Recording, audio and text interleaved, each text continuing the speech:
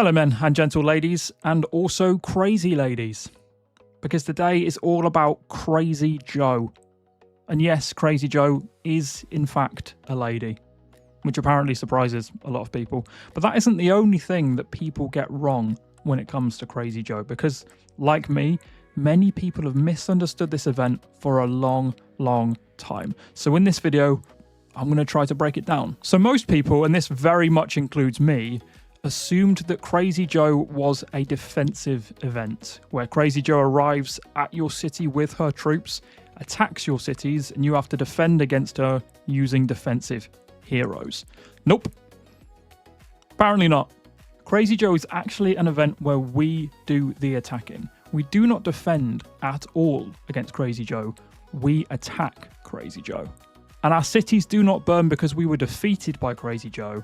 Our cities burned because we didn't defeat Crazy Joe in time. And a lot of this surprised me when somebody told me this, and it's probably all in the information screen that none of us ever read, so definitely our fault. So I did a lot of research, I read a lot of posts, I watched a lot of videos to find out if this was true, and then went and tested it myself in our Crazy Joe events.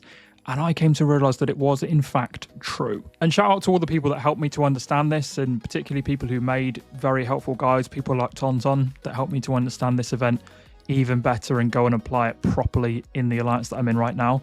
So buckle up as I talk about Crazy Joe. Now, in most of my videos, I just waffle on and I just talk and I say what I feel is the right thing to say in that moment. In this video, because it has confused me a little bit, I have written most of it down, so this is mostly going to be me reading what I've written down, so it is my own words, but I've got to read it, because if I don't, I know I'm going to miss out some crucial information, like I do in some videos anyway. But in this video in particular, I want to make sure that I get everything right and I don't miss out key information so that you and your alliances can get the most out of this event, get the most amount of points possible, and make sure that you're doing it correctly. So first, the basics that most players understand. There are 20 waves in the Crazy Joe event. There are 15 waves that attack every single city. There are 3 waves that only attack online cities, those being waves 7, 14, and 17. And then waves 10 and 20 attack the Alliance HQ. But how does each wave actually work, and what is happening behind the scenes that we aren't actually seeing? Now, each wave actually takes 3 turns. Now, this happens in a split second. You see Crazy Joe and the troops arrive at your city, you see the attack happen and they leave straight away, but it actually happens across 3 turns that happen in a split second. So in turn 1, we attack Crazy Joe's infantry. In turn 2, we attack Crazy Joe's lancers, and in turn 3, we attack Crazy Joe's marksman. Now, if we don't kill all of the infantry in turn 1, then turn 2 will include the leftover infantry as well as the lancers. And the same will apply to turn 3. If we haven't killed all of the infantry and lancers, then we'll be fighting against all 3 troop types in turn 3. So in order to beat a wave, we simply need to beat at least 50% of Crazy Joe's troops. We don't need to defeat 100%, we just need to defeat at least 50% in order to succeed in that wave. And if we don't defeat at least 50% of the troops in that fight, then our cities burn. Not because we were defeated, but because we didn't kill enough troops in the time that was allotted. And if we fail 2 waves against our cities, so less than 50% defeated in each of those waves, then Crazy Joe will no longer come and attack our city. If we fail 2 times, we are out. Now, you can still get points from people that you are reinforcing or points from the HQ, but your city will no longer be attacked and you will no longer get points for your city. Now, the reason that you've likely been told that infantry are the most important in Crazy Joe is because infantry are always on the front line and are always attacking first. So regardless of what level troops are in your city, if you have 100,000 FC8 Helios marksmen and 100,000 FC1 infantry, the infantry will attack first and score those initial points in turn 1 of the wave. So this is why it is crucial, absolutely crucial, to get all infantry out of your city. Because if you are being reinforced and you have infantry in your city, you are stealing kills from other players and taking points away from them. And these aren't points that you're then getting for yourself, because you don't get any points for killing troops in your city. Any troops that are killed by your troops in the city do not give you extra points. Your points simply come from the defense points. And this is why it's so important to be reinforced by other players, and why you need to reinforce other players yourself, because you're going to get points for defending your city anyway, and they are going to get kill points for killing troops within your city. So if you're in the early game and you just trade troops with one person, then you're both going to be getting the same amount of defense points that you would have got anyway, but you're now going to be getting extra points for kills you're getting in the other person's city. And this is why it's so important, especially in the first few levels, to get all of your infantry out of your city so that they are not taking kills away from anyone that's reinforcing you. And as lancers are second to attack, ideally you want to get all the lancers out, or as many lancers as possible. And if you are early in the game, if your alliance has only been going for a couple of weeks, then chances are you're probably going to be able to get all of your troops out, so all infantry, all lancers, and all marksmen. If you can do that, then great. Just make sure that someone is reinforcing you so that your city isn't completely empty. So speak to another player, exchange troops, get all of your troops out of your city, and get all of their troops into your city. Now, when it comes to heroes, this is where most people get it wrong. And I say most people, again, definitely including myself, because I've been doing this for the last year and getting it wrong. Because I've been reinforcing people with defensive heroes, and I've been asking people to send Patrick and Sergey to the HQ for waves 10 and 20. And that is just wrong, because it isn't about defense at all. It is about attack. So we need attacking heroes. So when you reinforce players, send your bear trap joiners as the first hero. Send Jesse, send Jasser, send Soyun, send Geronimo, send people like Nora, who give some attacking boost in that first expedition skill slot. Because you want to give those waves and those 3 turns within those waves the biggest chance possible of killing at least 50% of Crazy Joe's troops. But if you are reinforcing a weaker player and you are going to be the strongest player reinforcing them, then you probably want to send 3 of your best attacking heroes, because you will likely become the bonus source. So similar to a rally or similar to a garrison, whoever the strongest player is will offer that bonus source. Their gear, their charms, their stats will be used. So if you are going to be the strongest player in someone else's garrison or someone else's city, then all the expedition skills of all 3 of your heroes are going to be used. And alongside this, we've been telling people a long time, and still do, to lock their 3 strongest heroes in their barricade to make sure that your strongest heroes are there defending your city.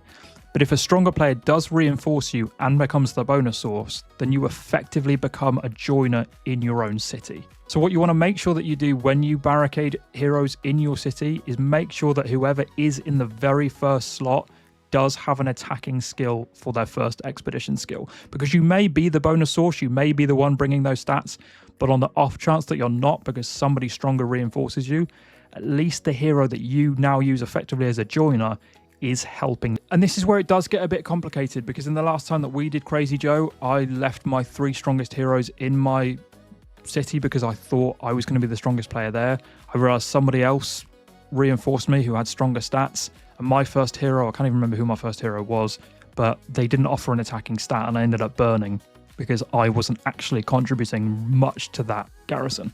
So even if that first hero that you're using, who's your best hero, even if that first expedition skill is a chance-based attack, at least it is an attack. At least it's going to give some chance for you to help that attack against Crazy Joe.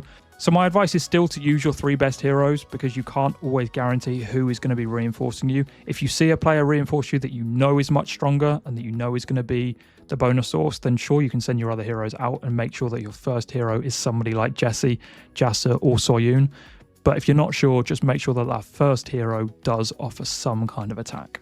So if we talk about ratios, again, this is where it gets slightly complicated and where it's different depending on what stage of the game you're in. So I've got 2 accounts right now, one where I've got 100,000 troops and I can send them all out to one city, and then my main account where I have 2.5 million troops and I can't even get half of them out. So if you are early on in the game and you don't have troops for multiple marches, then just exchange them with 1 or 2 players. Speak to those players and make sure that you're getting their troops back when you send your troops to them. But when you're later in the game, like I am here, you want to make sure that you send out as many troops as possible.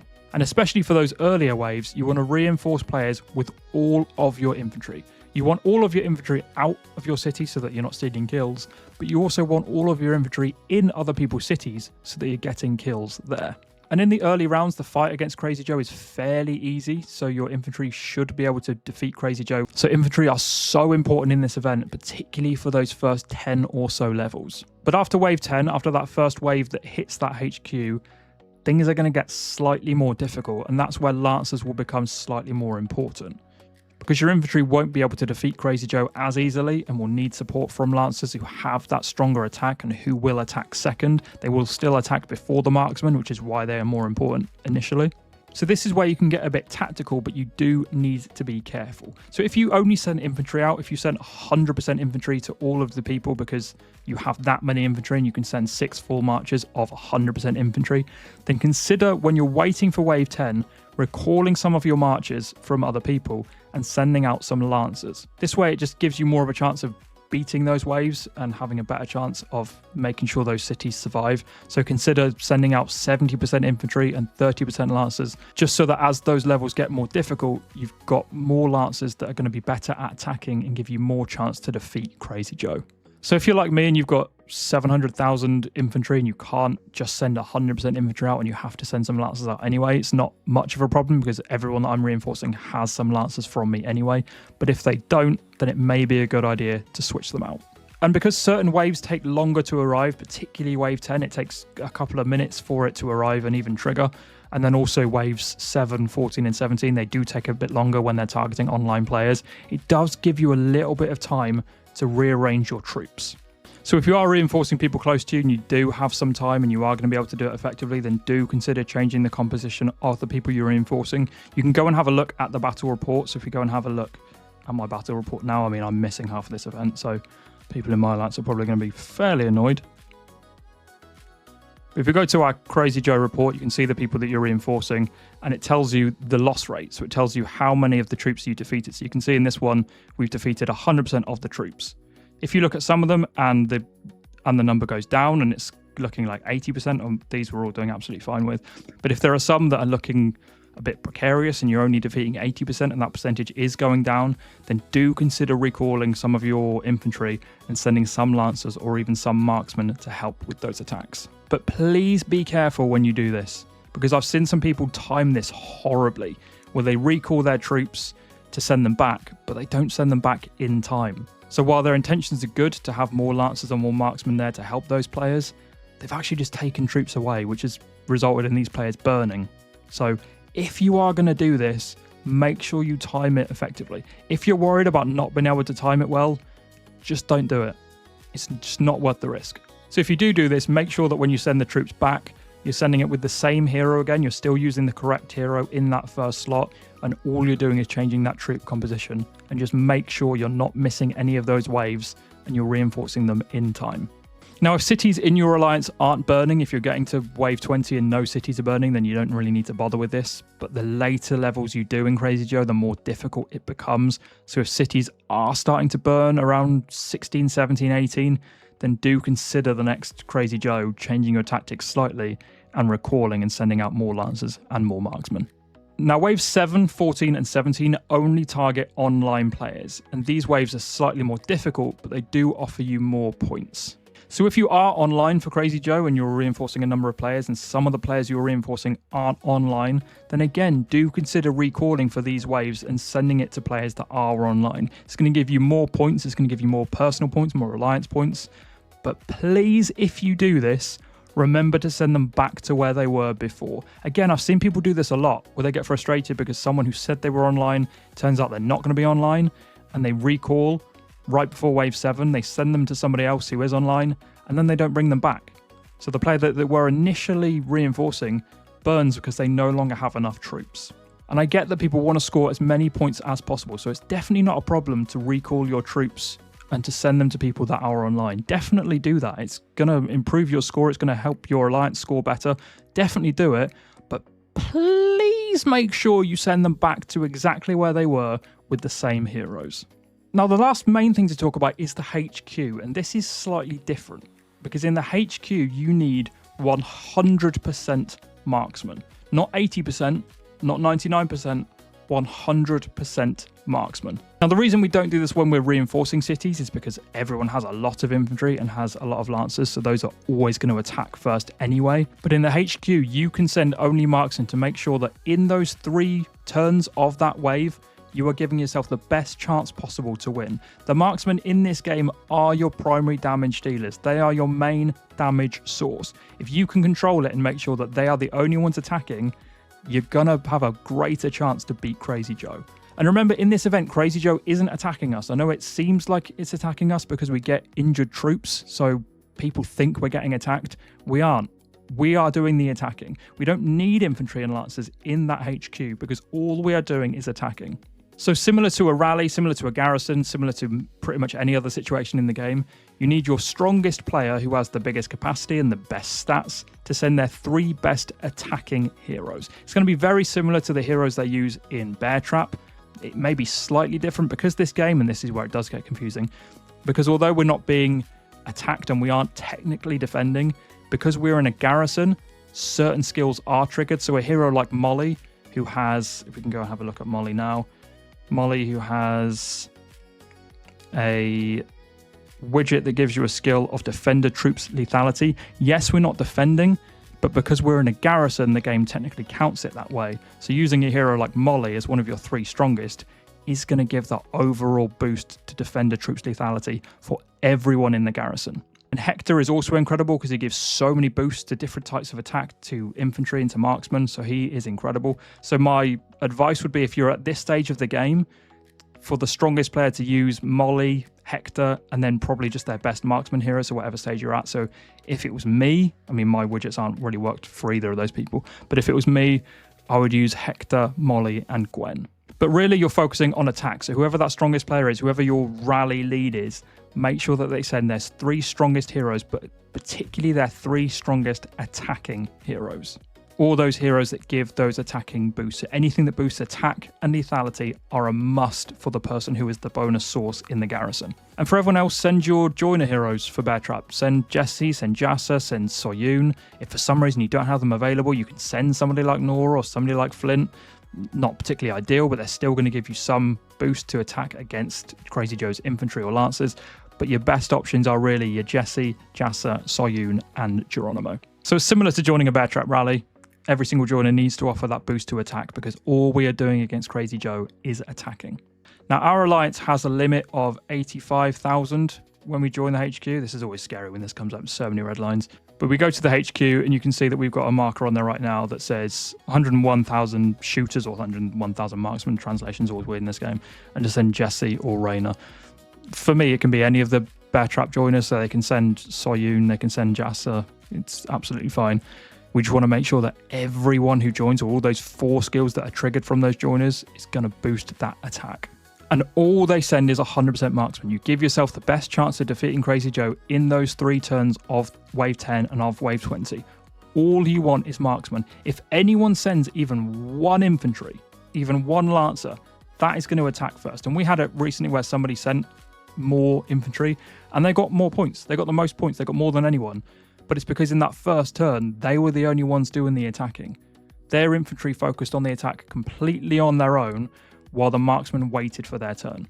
So if anyone joins with a single infantry or any infantry, you have to kick them. You have to make sure that this HQ is just full of marksmen. Absolutely nothing else. Absolutely nothing else. Now I'm going to quickly recall just so I can join wave 20 because I've not really taken part in this at all. So at least I can get some kind of points. So I'm going to send Jesse as first hero. If I can get another hero in there, it doesn't really matter because I'm not going to be the bonus source. Make that 101,000 and deploy. You can see everyone's rushing there now. So as soon as we get there, we want to make sure that one of our players is made the garrison chief so that our capacity is as high as possible. You can go have a look at that now. He's there anyway. And then you make sure everyone's joining with the right hero. So you can see everyone's joining with Jesse or Raina. Make sure that everyone's joining with the right composition of troops. Make sure everyone's sending just marksmen. Someone else is keeping an eye on this anyway. But if they don't send marksmen, then you simply want to remove them. All you want in this garrison is 100% marksmen. So we can also go and have a look there, and we can see that Burka has sent infantry, so I'm sorry, but you're going to have to get kicked. So you can see now that we are back to 100% marksmen, so we've got all of the marksmen we need, everyone's sent attacking heroes, we've got somebody with their 3 strongest, so we're in a fairly good position. Now remember that only 4 joining skills are ever triggered in a rally like this, and you can see the order in which these heroes are chosen. So you can see at the top, you've got the garrison chief. We know he's going to be our strongest player with our strongest stats anyway, but we know he's our strongest player, so he is going to be the bonus source. And number 2, 3, 4, and 5 are going to be our joiners, because you can see all of them have 5-star heroes, so they're all going to have level 5 skills. If for some reason one of them didn't have a level 5 skill, then the person next to the person in 6th would have their skill used. So if someone has sent the wrong hero, but they have sent 100% marksman, then it's not necessary to always kick them if they're not going to be one of those people that is having their hero triggered. But it's just a good way to get everyone into the right frame of mind to make sure they know to always send the right heroes. So for us, we make sure that we send the right number of troops, we send the right composition of troops, which is 100% marksman, and we send the right heroes. So that's it. That's Crazy Joe. That's the event that confused a lot of us, confused me for a long time, and I'll be honest, still confuses me. I'm talking as if I completely understand it. I don't, but I think I understand it enough because we have seen an improvement in our results since we've started using Marksman in the HQ and started using attacking heroes. So to run through it quickly, you want to get all of your infantry out of your city. You want to get as many lancers out of your city as possible. You can leave your marksman at home because your priority is getting your infantry and your lancers out first. You want to add your 3 best heroes into your barricade, but make sure your first hero is somebody who has an offensive skill as their first expedition skill, someone that is going to boost that attack if you do happen to become a joiner in your own city. Prioritize reinforcing players who have emptied their cities, because if their cities aren't empty of their own troops, then they're going to be stealing kills from you. So try to reinforce people who've already emptied their cities. Send your bear trap joiner heroes and other attacking heroes as your first hero when reinforcing other cities and joining the HQ, unless you are the bonus source, unless you are going to be that strongest player. And focus on joining online players for waves 7, 14 and 17, but make sure that after that wave you send back to wherever your troops were before. And consider recalling some of your marchers and adding more lancers to the later waves to give those players the best chance possible of surviving in their cities, and also add some marksmen if they really are struggling. And when you join the HQ, only send 100% marksman. Absolutely nothing else. 100% marksman and not a single troop of the other troop types. And the other thing to note is to not heal your troops. You'll see a number of troops get injured in this event and you'll be tempted to hit that heal button. Don't do it, because anytime you heal those troops, they're going back to your city. So if I would have healed these troops earlier in the event, then that's 4,000 infantry that are going back to my city, and they're going to start taking kills from the people that are reinforcing me. So do not heal your troops. You might panic and think my infirmary is going to get really full. It won't. Just wait until the end of the event and then heal. And regardless of what you may think and what may make sense, you do not get extra points for killing troops in your own city. You do not need to have a single one of your troops there to get more points. Get your troops into other people's cities and allow their troops to reinforce you. And if you can't get all of your troops out, then this certainly wouldn't be a bad day to use something like a deployment capacity boost, which I've clearly done here. I've used it because it's day 2 of SVS where we get points for gathering, so I know I'm going to be able to get more resources by gathering. We've also got Frostmine coming up, so it's going to benefit me there. So on the Tuesday of SVS prep, when Crazy Joe comes up, using a deployment capacity boost is a very good idea, particularly if you're not able to get all of your troops out. If you can get all of your troops out, then don't, because it's a complete waste. But if you struggle to get all of your infantry out and most of your lancers, consider using a deployment capacity boost. And also think about using pets, again, if it lines up with other events as well. If it lines up with your Frostmine, if it lines up with Bear Trap, then do consider using your pets. And give yourself the best chance possible of surviving Crazy Joe, beating as many waves as possible and getting the most amount of points for you and your alliance. If you found this video helpful, then please do leave a like and subscribe for more content like this. And if you do, then hopefully I will see you real soon. Thanks a lot. Peace.